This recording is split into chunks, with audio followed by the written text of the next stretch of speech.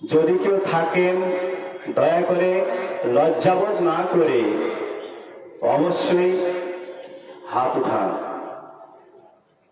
ইনশাআল্লাহ আমি আশাবাদী, যদি আমার এই 25 মিনিটের বক্তব্য আপনি শোনেন, অবশ্যই আপনার পরিবর্তন ঘটবে ইনশাআল্লাহ।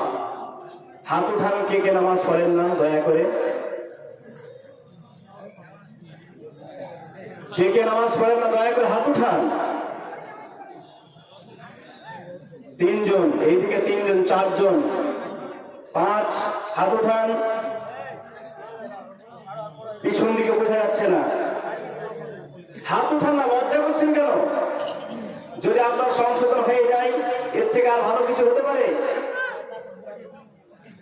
মোটামুটি ভাবে বেশ কিছু মানুষ এখানে উপস্থিত আছেন, তারা নামাজ পড়েন না। এবারে শুনুন, নামাজ পড়েন না, আপনাদের মেডিসিন দেওয়া হচ্ছে। প্রিয় শ্রোতা মণ্ডলী, অতি সংক্ষিপ্ত ভাবে আমার বক্তব্যকে আমি 3 ভাগে বিভক্ত করছি। প্রথমটা হচ্ছে সালাত বা নামাজের ফজিলত এবং গুরুত্ব, তারপরে শেষের দিকে নামাজ ত্যাগের বিধান, এই নিয়ে আলোচনা করবো ইনশাআল্লাহ অতি সংক্ষিপ্ত ভাবে। প্রিয় শ্রোতা মণ্ডলী, আমাদের সকলের আকীদা আছে যে আমাদের স্রষ্টা হচ্ছে আল্লাহ তাআলা, এবং তিনি আমাদেরকে কেন সৃষ্টি করেছেন সেটাও কিন্তু আমরা জানি। আল্লাহ তাআলা বলেন, ওয়ামা খালাকতুল জিন্না ওয়াল ইনসা ইল্লা লিয়াবুদুন, আমি জিন এবং ইনসানকে একমাত্র আমার ইবাদতের জন্য সৃষ্টি করেছি।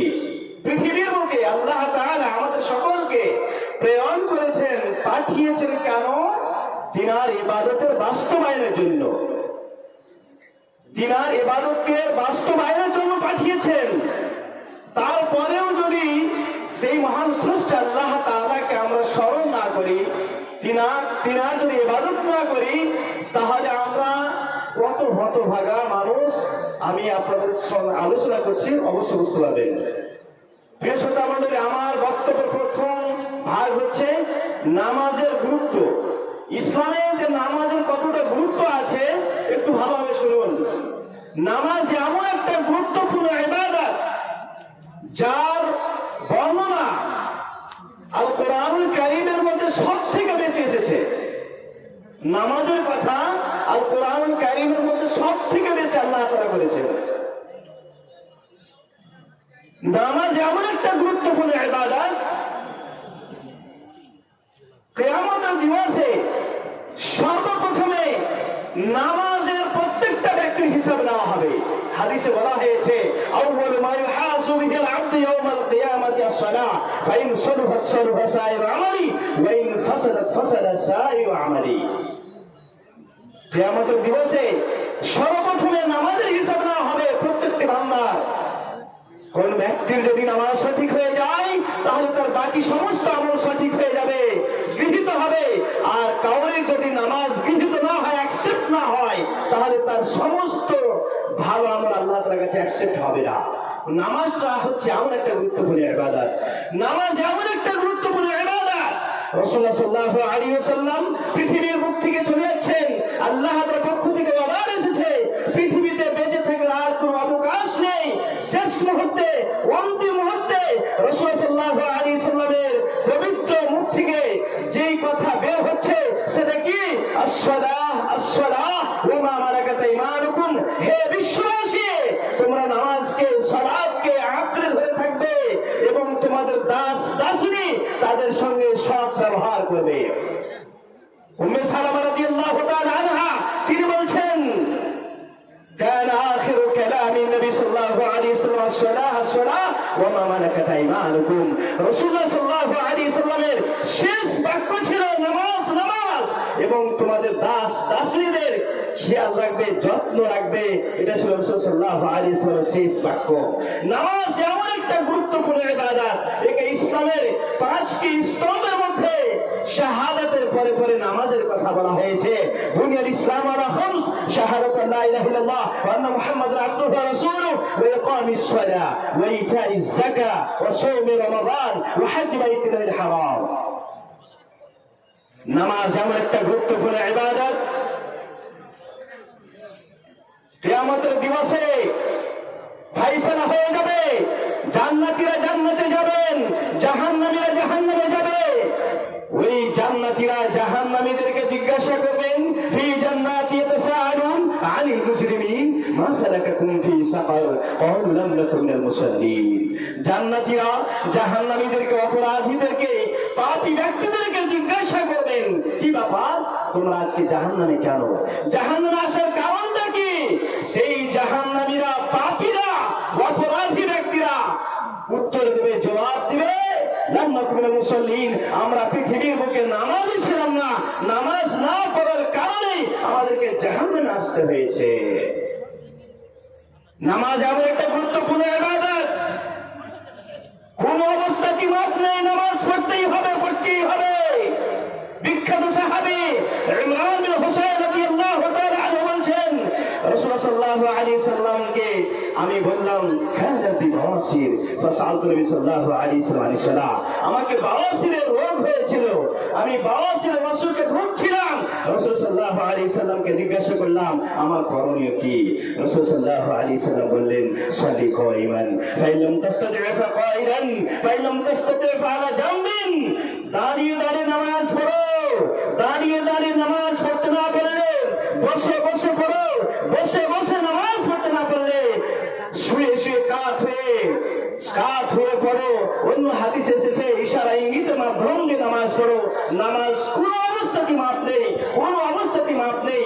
নামাজের এতটা গুরুত্ব ইসলামের মধ্যে, যুদ্ধের ময়দানে শত্রুপক্ষের সঙ্গে যুদ্ধ হচ্ছে, ওই অবস্থাতেও নামাজ মাপ নেই।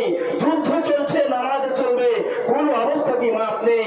এমনকি ওলামায়ে কেরামরা বলেছেন, ওই অবস্থাতে যুদ্ধ চলছে, ওযু করার কোন ব্যবস্থা নেই, তায়াম্মুমের কোন ব্যবস্থা নেই। ওই অবস্থাতে নামাজের সময় হয়ে গেছে, টাইম হয়ে গেছে, ওই যুদ্ধের ময়দানে শত্রুপক্ষ যুদ্ধ করছে, ওই অবস্থাতে নামাজ পড়তে হবে। মুসলমানদের জন্য কোন অবস্থাতে নামাজ মাপ নেই, কোন অবস্থাতে নামাজ মাপ নেই।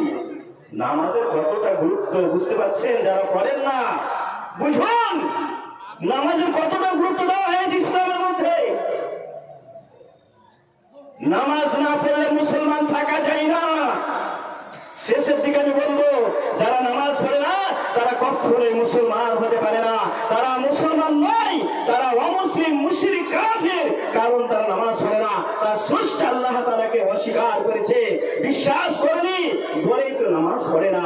তাই এদেরকে কাফির বলা হয়েছে, মুশরিক বলা হয়েছে, অমুসলিম বলা হয়েছে, এদেরকে নন মুসলিম বলা হয়েছে যারা নামাজ পড়ে না।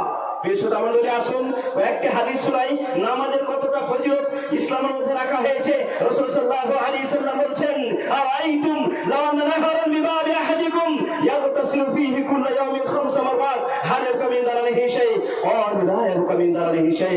ক্বালা ফাযালিকা মাসালু সালাওয়াতিল 5 ইয়ামহু আল্লাহু বিহিন্নাল খাতায়া। রাসূল সাল্লাল্লাহু আলাইহি সাল্লাম বলেছেন সাহাবীদেরকে, হে সাহাবাবর্গরা, বলো তোমাদের কাউরির বাড়ির পাশে যদি একটি পুকুর থাকে, আর সেই পুকুরে প্রত্যহ ডেলি 5 বার করে স্নান করে গোসল করে, হালে কমিন্দারান হিসেবে 5 বার করে গোসল করার পরে তার বডিতে ময়লা মাটি নোংরা লেগে থাকবে।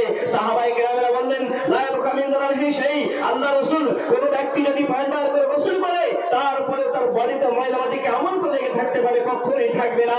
রাসূল সাল্লাল্লাহু আলাইহি ওয়াসাল্লাম বললেন, ফাযালিকা মাসালু সালাওয়াতিল 5 ইয়ামহু আল্লাহু বিহিন্নাল খাতায়া। তার উদাহরণ হচ্ছে 5 ওয়াক্তের নামাজ। কোন ব্যক্তি যখন 5 ওয়াক্তের নামাজের জন্য ওযু করে, 5 ওয়াক্তের নামাজ পড়ে, তখন সেই ব্যক্তি ছোট ছোট পাপ থেকে নিষ্পাপ হয়ে যায়। কোন ছোট ছোট পাপ তার মধ্যে থাকে না। বলুন সুবহানাল্লাহ। এই হচ্ছে নামাজের ফজিলত।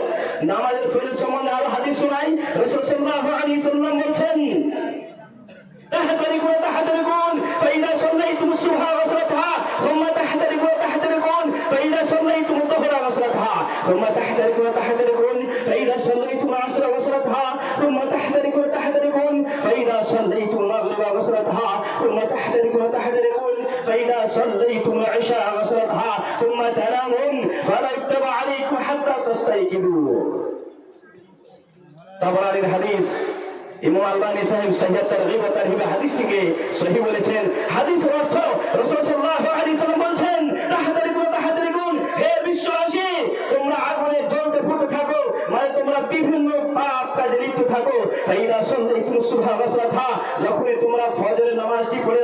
ফজরের সালাতটি কায়েম করে নাও, তখন ফজরের পূর্বে যে সমস্ত ছোট ছোট পাপ কাজ করেছিলে সমস্ত পাপ কাজকে এই ফজরের নামাজ ফজরের সালাত ধ্বংস করে দেয়, নিষ্পাপ করে দেয় এবং তাকে ধূলিসাৎ করে দেয়, ধুয়ে মুছে ফেলে দেয়।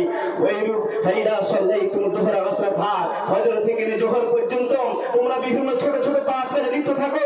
যখন জোহরের নামাজটি পড়ে নাও, সেই নামাজটি তার পূর্বের সমস্ত ছোট ছোট পাপগুলোকে ধ্বংস করে দেয়।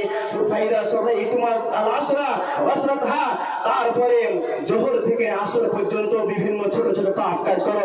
যখন আসরের সালাতটি পড়ে নাও, সেই সালাতটির পূর্বে যত রকমের ছোট ছোট পাপ কাজ করেছিলে সমস্ত পাপ কাজকে এই আসরের সালাতটি ধ্বংস করে দেয়।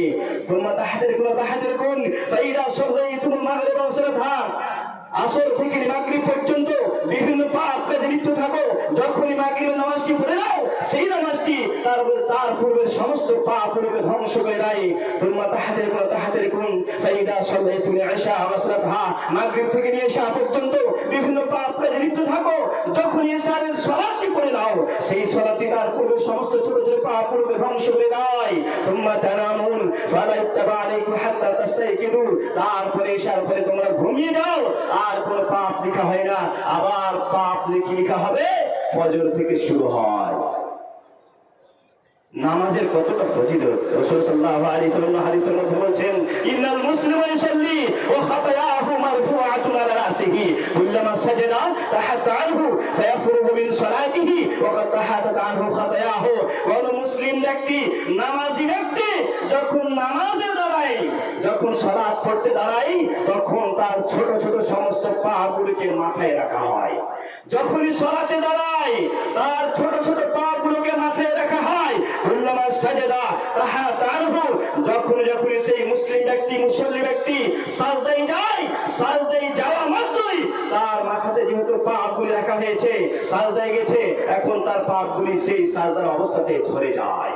কুল্লামা সাজাদা তাহাত আনহু, মাথা থেকে পাপগুলি নিচে পড়ে যায়। কুল্লামা সাজাদা তাহাত আনহু ফায়াফরুগু মিন সালাতিহি ওয়া ক্বাদ তাহাতাত আনহু খাতায়াহু। এমনকি ওই ব্যক্তি নামাজ যখন সম্পূর্ণ করে বাড়ি ফিরে যায়, তখন তার ছোট ছোট পাপ থেকে সে নিষ্পাপ হয়ে যায়। বলুন সুবহানাল্লাহ। এই হচ্ছে নামাজের ফজিলত। নামাজের কতটা ফজিলত আর অনেক হাদিস আছে, সেই দিকে যাচ্ছে না, কারণ আমাকে খুব অল্প সময় দেওয়া হয়েছে। আমি অল্প সময়ের মধ্যে এই হালকা ভাবে আপনাদের সামনে আলোচনা